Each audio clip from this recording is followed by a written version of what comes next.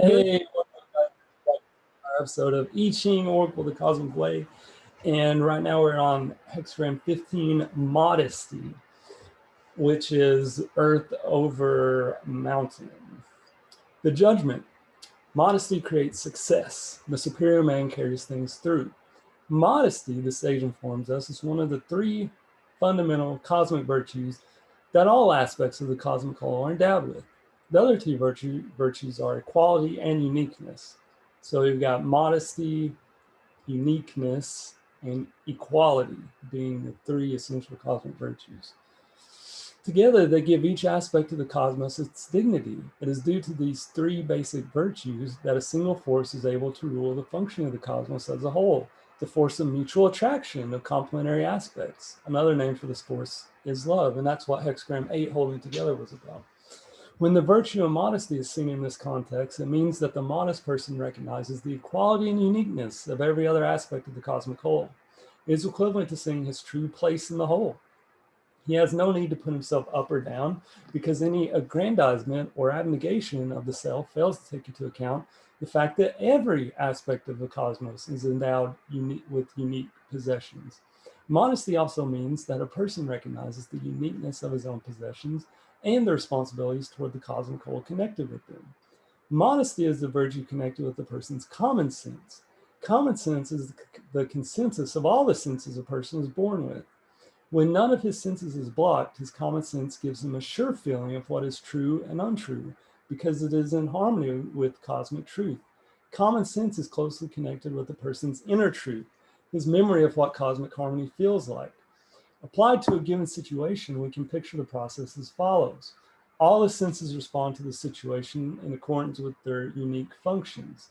The inner senses respond to the inner components of the situation, which manifests as vibrations, feelings, smells, etc., whereas the senses of outer seeing and hearing respond only to the situation's outer appearances. When all these senses function cooperatively, the common sense integrates the various perceptions into a discernment that needs no reasons to prove its validity. Validating one's feelings is the meaning of modesty creates success. To carry things through means to then bring into full consciousness whatever feels discordant and say the inner no to it. The saying of the inner no would occur spontaneously, were it not for the conditioning that has disturbed the cooperation of the senses.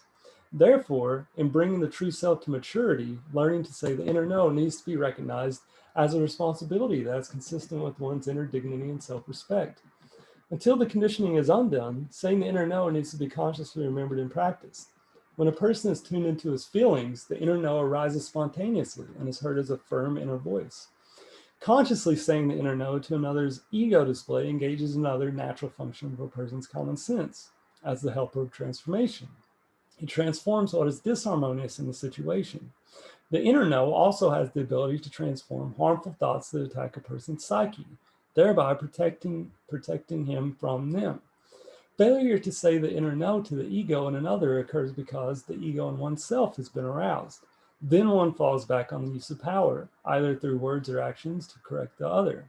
Allowing the ego to intervene in this way causes the person to lose his modesty and his cosmic protection. True modesty also means to recognize that the sage exists in every person's presence. The sage in another's presence can be called upon to intervene when the ego in that person is active. True modesty is remembering to ask the sage in others' presence to intervene under such circumstances. The use of the term the superior man in the judgment comes from the Confucian school and its view that modesty, the mark of the cultivated man, is a quality that comes from working on one's self-development. However, the idea of there being such a goal as becoming superior contradicts the very meaning of modesty. The person who seeks to be superior has already lost contact with the natural modesty he was born with. What is also overlooked is that being called a superior man is a spell that forces him to upholding all the abstract values the collective ego assigns to that appellation.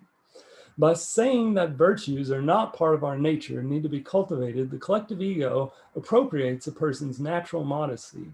This doubt about the wholeness of his nature is instilled in a child as the first step in his conditioning. Being a poison arrow, it demonizes his common sense and his feeling connection with the cosmos, preventing him from knowing through his feelings that he can depend on the cosmos for everything he needs. Separated from his feelings and therefore from cosmic help, the child is then taught to depend on the institutions of the collective ego for his needs. Since the collective ego can never replace cosmic help, it encourages him to be modest in his needs and behavior. By implication, it thus defines modesty, the highest attainable virtue, as a selfless acceptance of poverty and injustice. In other words, getting rid of your true self. Think about that for a second. To achieve acceptance of such an idea, it encourages the person to think he will be rewarded by being recognized and accepted by others as virtuous. He may even be rewarded with medals, titles, and fame. Thus, we see a paradoxical situation created that the person who works hard to develop the self-image of modesty must make sure that his modesty gets noticed. It's terrible what's going on here. It's terrible what's going on nowadays. At the core of all virtuous self-images cultivated by the collective ego is actually self-denial. For the truly virtuous person is the one who is not merely repressed, but totally routed out every aspect of his true self. What? The object of this cultivation of virtue, thus, is to have no self at all. All self-images tend to be expressed in their extreme through the fact that the object of cultivating them is to perfect them. Since the institutions of the collective ego are those which have taught him his virtues, his parents, teachers, and the society as a whole, the person with the self-image of being modest believes he owes all that he is to them. He thus carries with him strong feelings of indebtedness. This indebtedness is always connected with guilt, which becomes active whenever he makes any attempt to leave the prison of their total control. Of all the hexagrams, this one shows that the ancient Chinese were aware of a connection between true modesty and good fortune.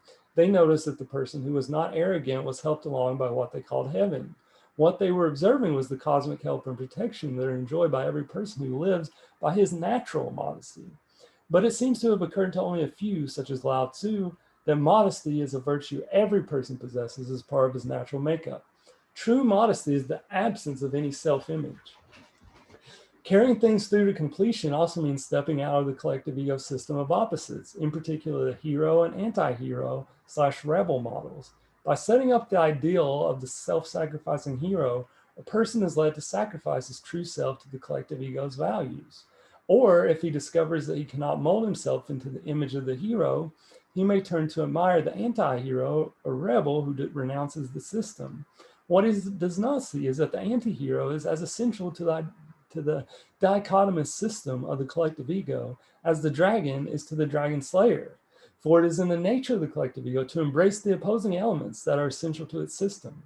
A person can step out of this system only by recognizing that all self-images, regardless of whether they are the hero, rebel, good citizen, or outlaw, self-righteous person, the irreverent person, have their origin in the idea that a person must become something, because in and of himself he is not enough, or that he was born with original guilt, sin, or fault.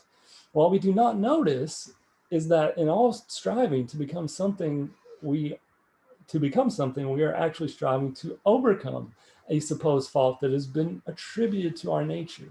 The false attributions are the original poison arrows a child has received from the collective ego, which must be removed if he is to return himself to his original wholeness. Line 1, the modest person may cross the great water, good fortune. Crossing the great water here refers to the success the modest person has in regard to whatever he seeks to do, because he is modest without contriving to be so. All the helpers come to ensure his success. He is modest without contriving when he recognizes his true place in the cosmos is equal to all other aspects of it, and when he respects the dignity of all things. A person who strives to uphold the image of being modest can only attain a false modesty. He may think, because he is making a great effort to be modest, that he is deserving of success, and therefore is puzzled when success does not come. Such a person needs to recognize that his self-image of being modest prevents him from being his true self. This line also describes how the helper of common sense goes about its business. It creates transformation without making a big to-do about it. Common sense fills the needs of the moment and guides one to act accordingly. When not held under a spell, the response is spontaneous and perfect.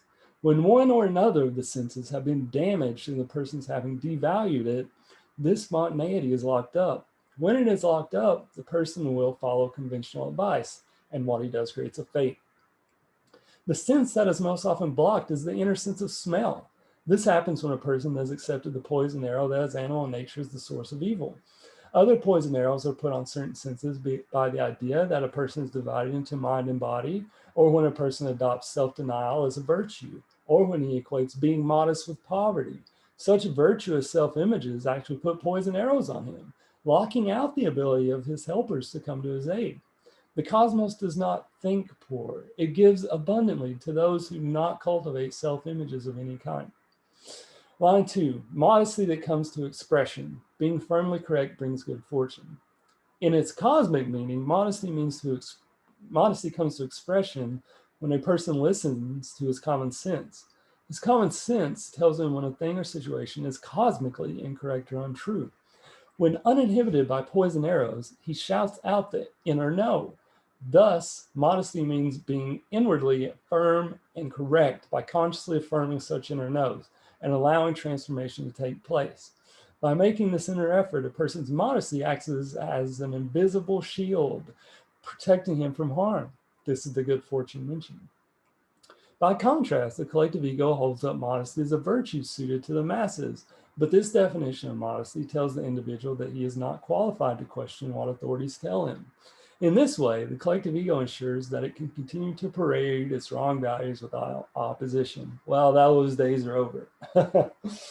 Modesty that comes to expression can also refer to the person who has adopted the self-image of the modest person. Such a person, unlike the truly modest person, needs to show off his modesty, as by wearing special clothing or other insignia of modesty, or by adopting behavior that draws attention to his modesty. Line 3, the superior man of modesty and merit carries things to conclusion, good fortune. In its cosmic meaning, the superior man here refers not to a person, but to his common sense as the helper that carries things to conclusion. Common sense is the function of leading a person to a correct assessment of things or situation. When a person follows it, his correct interaction engages the helper that completes his goals. You know, I always said common sense wasn't so common. But it is. It absolutely is. People are still realizing. Carrying things to conclusion also refers to the ability of the common sense as part of a person's animal nature to break spells and say the inner no when needed. In its cosmic meaning, merit comes from a person's validating his common sense by acknowledging his true worth and recognizing his dependency on the helpers. It is the helpers of the invisible world that guide our affairs, that influence people on our behalf to do the right thing, and that become the vehicles for completion of all we undertake when we are in harmony with the cosmos. It is they that know the exact time for this completion, because they alone know all the inner ingredients of the situation. When we are outside that harmony, we are subject to the whims and fancies of the ego and the fates it creates. These fates are what the ego calls chance. When a person wants what is incorrect or is attached to having something, he will not be able to draw help from the helpers. He will also not have success if, although his goal is correct, he believes obtaining it depends only on human beings. To enable the helpers to carry things to conclusion, a person must make a clear decision to put his will in the camp of cosmic harmony. The ego would interpret this line as saying that the superior man is a person who is capable, all by himself, of carrying things to conclusion or completion due to his modesty and merit. This human-centered view excludes the helpers and therefore lacks modesty. Line 4, the cosmos blesses movement that comes from modesty. In this line, modesty in combination with loyalty to one's inner truth is shown to form the basis of all other cosmic virtues. When a person remains loyal first and last to his inner truth, he validates at the same time all his cosmic virtues. Movement that comes from modesty refers to the person who sees to it that his actions are in accord with his inner truth. He does this not from a desire to be blessed or to be in harmony with the cosmos, but because it is in harmony with his true nature. A person may receive this line when he has pledged loyalty to something other than his inner truth. This pledge has created a spell that blocks his further progress. An example is the person who has made a promise to carry on another's business or job after his death. Such promises imply that humans have a special power to control the future, and therefore they create a fate. If such a person were to eliminate this spell, his fate would be extinguished. This line can also concern a person who is loyal to the letter of the law or the written word, even when it contradicts his common sense. An example is the person who adopts the phrase, my country right or wrong, which phrase could cost him his life. A person who gives undue reverence to the written word actually puts a spell on himself. He needs to identify the seed phrases and images that have caused him to place the written word above his common sense. Line 5, no boasting of wealth before one's neighbor. It is favorable to attack with force, nothing that would not further. No boasting of wealth is counsel that says the truth needs no defense. It is not within the cosmic harmony to defend cosmic truth. For indeed, the cosmos, being a whole, has no need to prove anything to itself. It is only the ego that asks for proofs. Boasting of wealth here refers to self-righteousness, as when a person speaks of the truth as something he possesses and behaves accordingly. While there is nothing incorrect in speaking out what feels true for oneself, it is immodest to reprove others or to tell them what to think. When something is clearly inappropriate or incorrect, as when the ego in someone is acting self-righteously, a person attacks with force by firmly saying the inner no and retreating from direct interaction with the ego in him. In this way, he deprives the ego of the energy to persist with its incursion. In all its interactions, the ego either needs support from others or opposition. In particular, it needs visual support through eye-to-eye contact. The person who follows his inner truth withdraws eye-to-eye contact and stops all inner dialogue with an absolute firmness. What he maintains is only the superficial responses of conformity that are necessary to protect himself from the ego's suspicion and hatred. Saying the inner no, both to the ego in oneself, with its anger and desire to continue the battle, and to the ego in the other, engages the cosmic army to come to one's defense.